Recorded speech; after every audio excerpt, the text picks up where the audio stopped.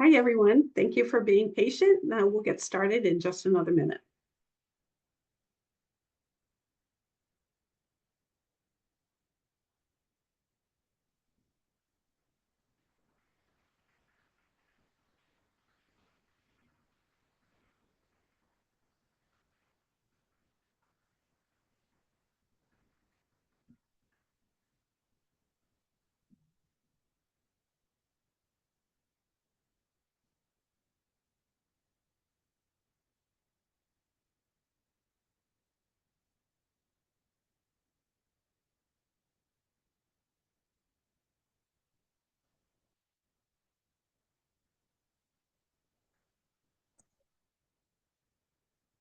Okay, so I think we'll go ahead and get started. Good afternoon. I'm Michelle Watson, and I'm thrilled to introduce our next session. But first, I would like to thank our sponsors, Johnson & Johnson and AmeriHealth Caritas, New Hampshire, for sponsoring this session. So I'm really happy to introduce our next speaker. David Glazebrook is a 2004 and 2005 Iraq Tour veteran. In 2009, he found yoga. Dealing with physical injuries and PTSD from his military career, he learned that yoga was a way to strengthen and calm his mind, body, and soul. David is a 500-hour certified yoga teacher, and in 2016 purchased Yoga on York in York, Maine. When David's not teaching yoga or running a studio, he is the emergency manager for the Portsmouth Naval Shipyard. Today, he will share his journey with PTSD and what helps him manage his day-to-day symptoms.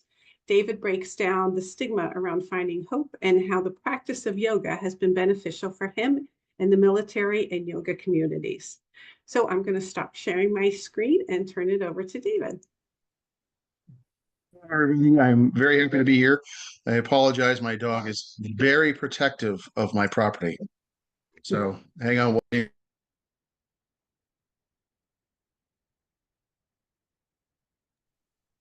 Well, he'll be barking for a little bit. So I'm just going to share my screen here. And hopefully everybody can see that. And then let's go to presentation. Good. Thank you for, there we go. Look at that. Yay. So yeah, thank you guys for coming. I really appreciate being here. It's been a while since I've given a talk like this, but it's something near and dear to my heart, and I really enjoy it. So it's PTSD for yoga and PTS and yoga for the mind and body. Quick breath exercise, if everybody doesn't mind. This is at any time you can always go back to your natural breath. So if I'm doing something that's like, oh, geez, Dave, but go back to your natural breath. But it's one of my favorite breath exercises. I do this in my yoga classes quite a bit. I call it the counted breath. The idea is trying to make your exhale a little bit longer than your inhale.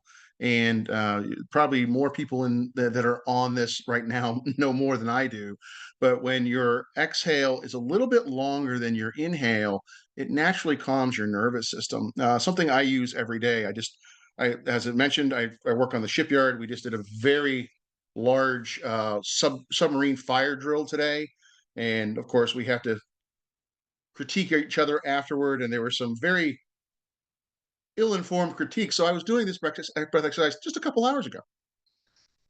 So the way it works like this, I just want you to be comfortable wherever. So you can be seated, you can be on the mat, your floor, laying back in a chair, whatever you need. If you're comfortable, that's a win. Close or soften your eyes. And the way it's going to work is like this. So I'm going to ask you to inhale. And then the entire time you're inhaling through your nose, I'm going to count. So it's going to sound like this. I'm going to say inhale, and I'll go 1, 2, 3, 4, 5. I'll say pause. Slightly pause your breath on your inhale. Then I'll say exhale. And then you're going to exhale through the nose. If you really want to do it through the mouth, you can do it through the mouth too. But I'm going to say exhale, and I'm going to count down from 6, 5, 4, 3, 2, 1. So you exhale the entire time. I'll say pause. Then I'll say inhale, but this time I'll count to 4. I'll say pause. And then I'll say exhale, but this time we'll count from 5. all the way down till there's no more numbers left. And it's just a way to help. A, it does a couple things. A, tries to make your exhale a little bit longer than your inhale. And B, it just makes you stop and think about something else for a minute, which sometimes can be the key to anything. All right. So find your comfortable spot, close or soften your eyes. There we just take a nice deep inhale through the nose. Just take a nice deep inhale. Pause at the top, and I want you to open the mouth here and just let it out. Now pause at the bottom of your exhale. Close the mouth, and we'll inhale for 1, 2, 3, 4, 5. Pause. Exhale. 6, 5, 4, 3, 2, 1. Pause. Inhale. 1, 2, 3, 4. Pause. Exhale. 5, 4, 3, 2, 1. Pause. Inhale. 1, 2, 3. Pause. Exhale. 4, 3, 2, 1. Pause. Inhale. 1, 2. Pause. Exhale. 3, 2, 1. Pause. Inhale for 1. Pause. Exhale. 2, 1. Release. And if you feel comfortable, you can open your eyes. I hope that felt good. Maybe there'll be less angry questions at the end. But it's an exercise I do often. I also use a technique when I teach this. I soften my voice. I didn't try to do it too much here just because I'm speaking through a computer, but I usually try to soften the voice as I count down. Uh, it's a kind of a mind trick that I found useful. All right. So, uh, my mother's favorite subject, me. So my story, I joined the Army in 1993, right out of high school. I stayed in, so I was stationed in Fort Bragg. I was stationed in Fort Carson, Colorado, Germany, and then also Fort Hood. A lot of little bases in between for trainings and things of that nature. I spent 6 months in Egypt doing a peacekeeping mission, and then, of course, I spent a year in Iraq. I was at the time a first lieutenant, platoon leader in downtown Baghdad. After I left the army just for medical reasons mostly. My back and my hip got to the point where I was what they consider combat arms, so I was a frontline person, and I actually first joined the Massachusetts Emergency Management Agency, and then later went on to work at the Portsmouth Naval Shipyard as an emergency manager for the Navy. So basically, what emergency managers do is I'm kind of like the dentist on the shipyard. No one wants to talk to me because I always have bad news. So, oh, Dave's coming. What's happening now?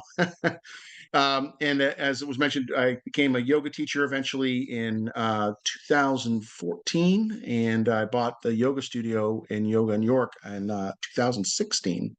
I was diagnosed with PTSD in 2007 out of Worcester. So, what is PTSD? I'm sure many people here have probably either seen this definition or know about it. Uh, you can read it for yourself there. This is from the Mayo Clinic. Basically, I'll give you my kind of definition of it. I have found personally that it is a enhancement of either the fight or flight mechanism in my body. That was what I have found. Either I attack things extremely aggressively, or I recede from them and don't even engage. That's my personal experience with PTSD. But you can see and PTSD can come, as you guys know, from many things. It can be a car accident, assaults, anything you can think of that could cause a traumatic experience. So what is yoga? Uh, one of my pet peeves in the world is people putting a definition on yoga.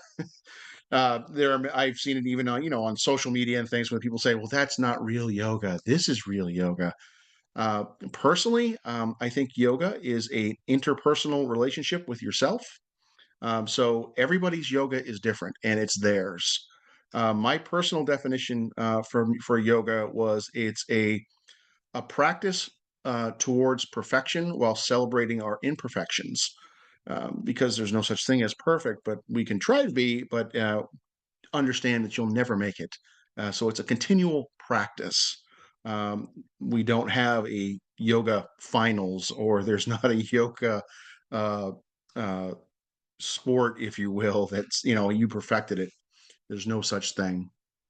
And there's many styles. Typically practice vinyasa. It's probably more along the hatha vinyasa, but in my studio we do yin, we do restorative, we do all sorts of things. There's no wrong way. As long as you're getting something out of it and you're getting what you need out of it, more power to you.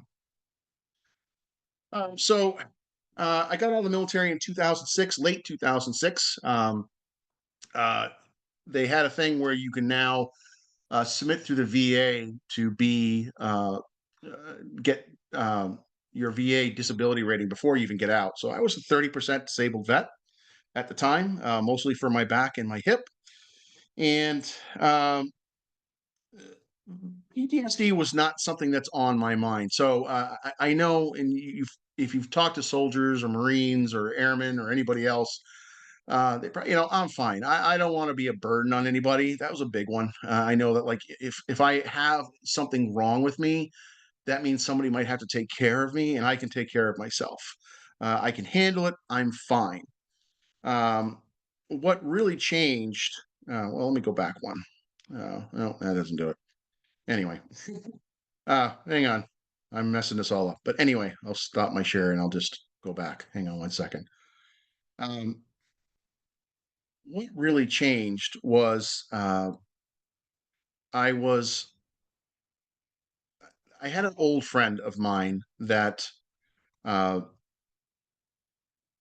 was in the VFW, and they said, "Why don't you come out to the VFW and hang out with us for a little bit?" I'm like, "Yeah, sure, why not?" And it was a really good experience. These were all Vietnam vets. And he said, "Did you go to the VA?" They were all talking to me. I said, "Yeah, yeah." And they said, "No, did you go to the vet center?" I said, "Yeah, I've been to the VA." He said, "No, the vet center. Vet center is a different animal altogether.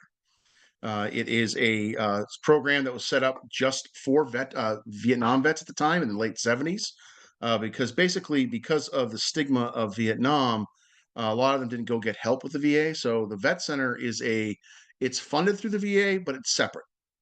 It's literally to help veterans navigate the VA. So I went because they told me to. They said, "No, you got to go." They kind of made it fine for me to go. Hey, go talk to these people. Probably because they knew a lot more than I did. So I got there, and they give you to a nurse, and one of the first things they ask you is, "Do you have PTSD?" I said, "No." And I said, "Well, let's check that out. Let's see." So you're going to give us 3 stories of when you thought your life was in danger. I said, "Okay." And they're scribing everything you say as they do this. So I gave them the first story, and if anybody ever wants to Google it, it's probably still available. It was the firefight on September 12th, 2004, on Haifa Street in downtown Baghdad. Uh, it was the largest firefight that I was in.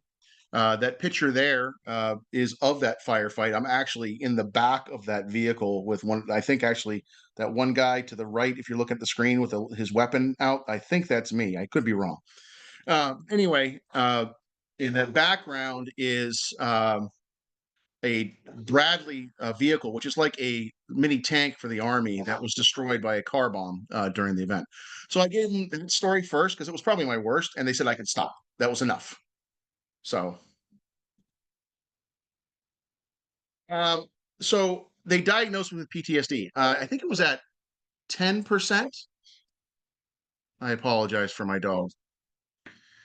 He is very, very protective of the house. And there's somebody walking by with a baby carriage right now. We know how dangerous they can be.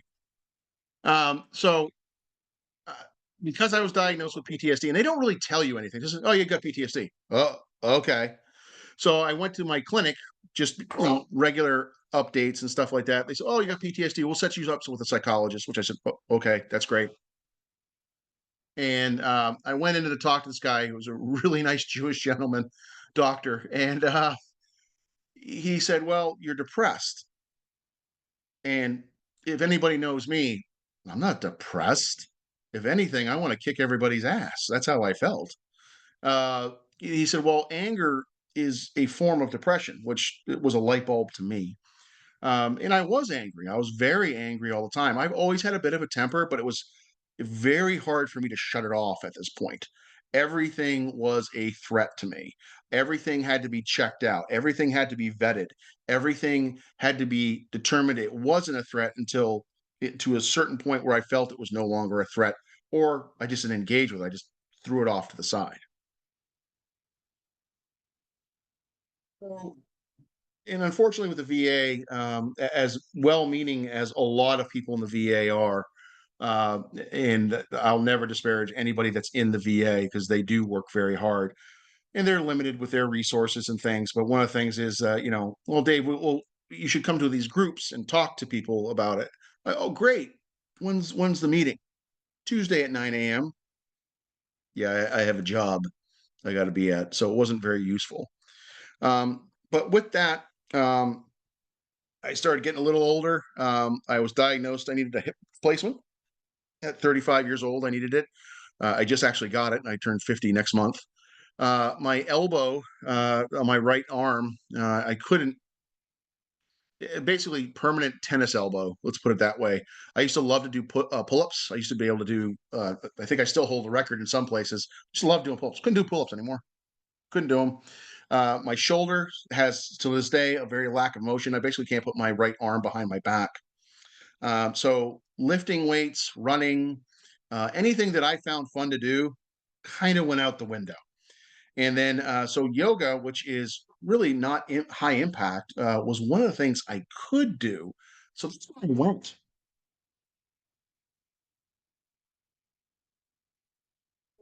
Didn't like it.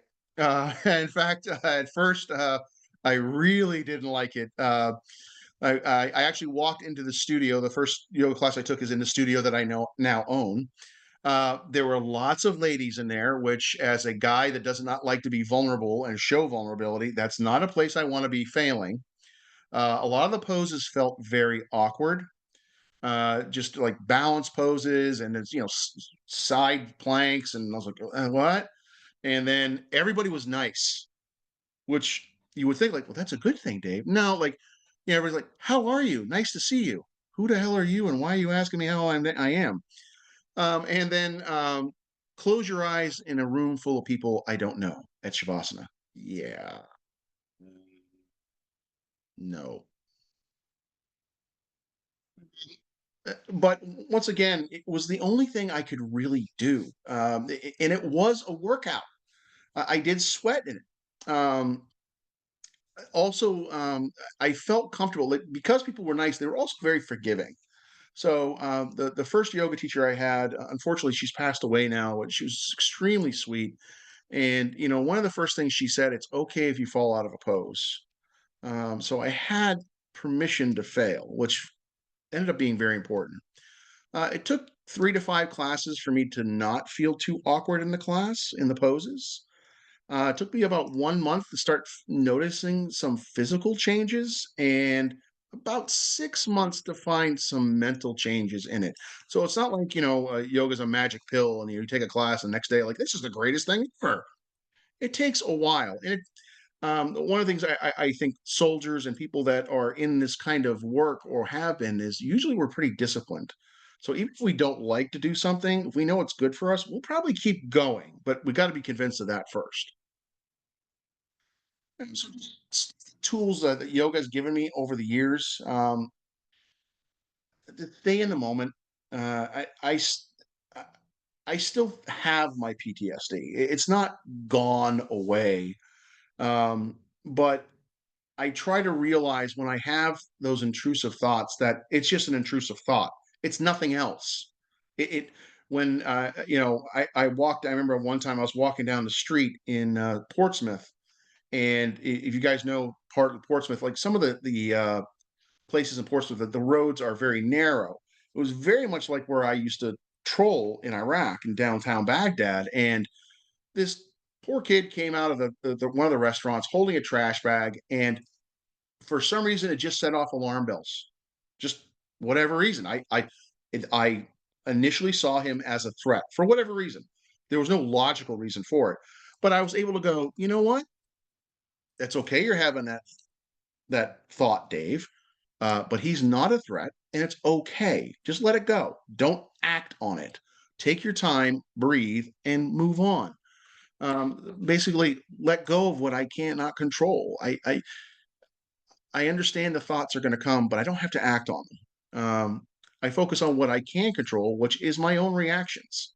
And that's hard sometimes. It's not perfect. I still lose my temper from time to time, and there are times that I don't feel comfortable in places. And but I try to, even at those points, I try to be kind to myself and go, okay, Dave, you're not perfect. It's okay to fall out of the pose. Just try again. Obviously breathe as we did the first exercise. Take a few deep inhales and exhales. Pause. That's what I love to call it, my pause button. I pause. I'm actually pretty good with people right now. People like, all right, there are all sorts of people in this world, and some annoy me and some don't. And when the ones that test me, I can accept. It's usually inanimate objects like computers that I want to throw through a window, but especially at work. So I try to pause, relax, and let it go on, and Excuse me, then Dave, laugh. you had Yes. wanted a warning, so you have about 8 minutes, just so you know. Okay, thank Thank you. you. And then to laugh at things. It's okay if it's like, once again, if I don't succeed, it's not the end of the world. If I fall out of the pose, I can go back in. I'm not the first person to fall out of that pose, and I'm not going to be the last one. And it's the same with true with life too. I got to just keep moving forward and not necessarily not worry about the consequences, but control what I can and let go of what I can't. It's it's a daily practice. So people go, how often do you practice yoga? Every day when I breathe. So coming back to the no judgment, the permission to fail, the philosophy of yoga, I really enjoy. Like I said, to the point of uh, it, it's okay to be you. Like I said, there's no right way to do yoga. There's no wrong way to do yoga. As long as you're doing yoga, it's fine. Like I said, people ask all the time, how do you, I just breathed today. I took a few deep breaths. It works all the time. Like I said, the permission to fail, the breath itself, and the community. I really fell in love with the community. They were very nice. They still are very nice. Um, and they put up with my shenanigans. You see that picture in there. I dress up several times a year and teach yoga classes. In fact, right now is Kilt Week at Yoga in York, where I teach all my classes in a kilt with a Scottish accent.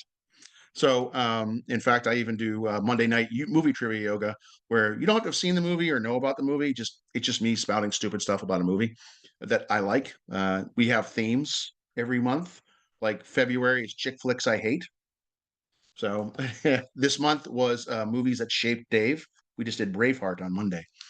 But so the community has really been helpful. They're very supportive. I've had other things in my life just since I've owned the studio. Unfortunately, my fiance passed away a few years ago, very unexpectedly, and the community outreach and support was unbelievable. And I couldn't do it without them. So that's Dave and yoga in a nutshell. That's my contact information in the studio that I own. If you ever have any questions or need help with anything, or just please give me a shout. I'm more than willing to help out. And I'd love to open it up for questions if anybody has any. I know I'm good looking, so you don't have to ask about that. I know. Hi, Dave. Actually, you can stop sharing for the moment. I will stop sharing. Um, There we are. Perfect.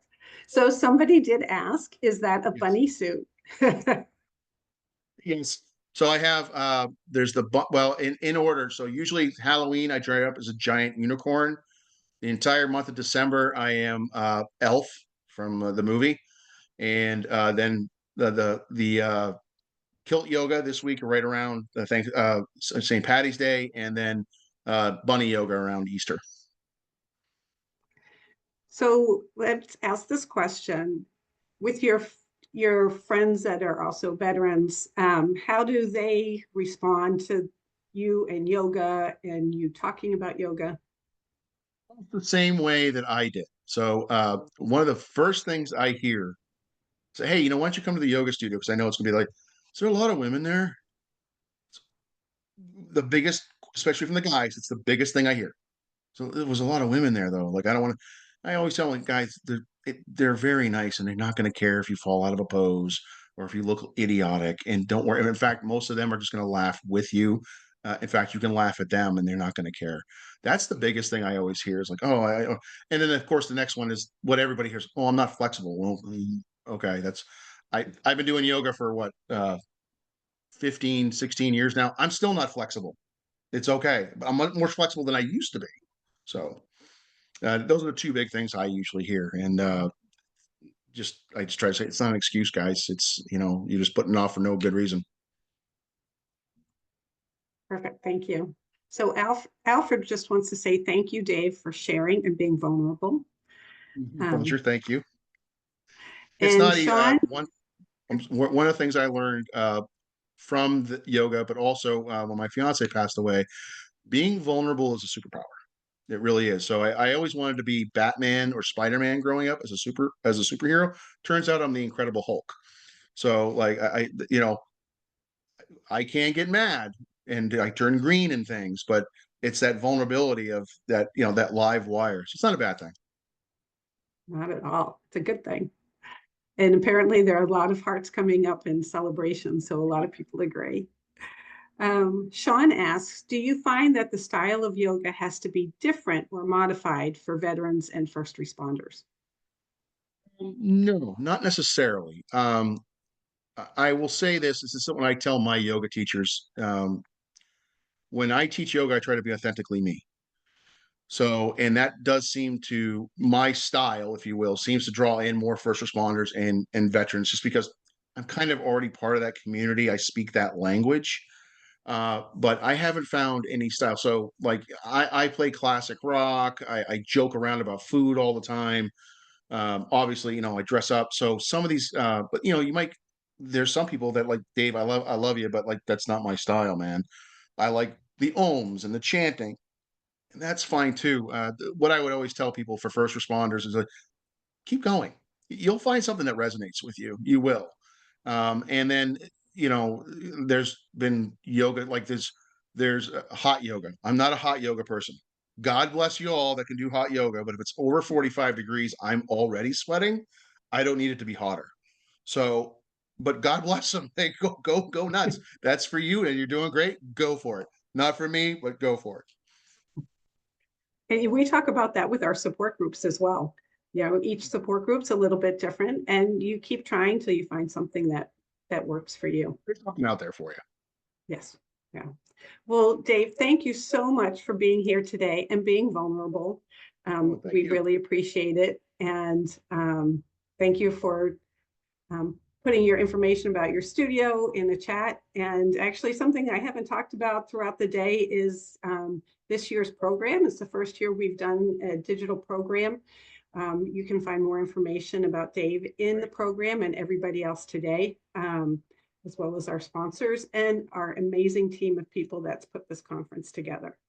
So thank you all for taking the time to breathe. I know I did, and it was really helpful, and learn how yoga has played such a positive role for Dave. Coming up next is This Is My Brave, and you won't want to miss the final session of our day.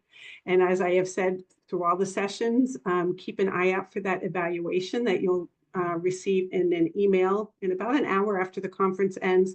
Please take the time and fill it out. We really do value your thoughts, and the whole conference committee looks at it as we plan for our upcoming year. Again, this session will be available again. Maybe we put it as a resource on our website where we talked about resources for vets. I did put that information in the chat. So thank you all. Thank you, Dave. And we'll see you at This Is My Brave.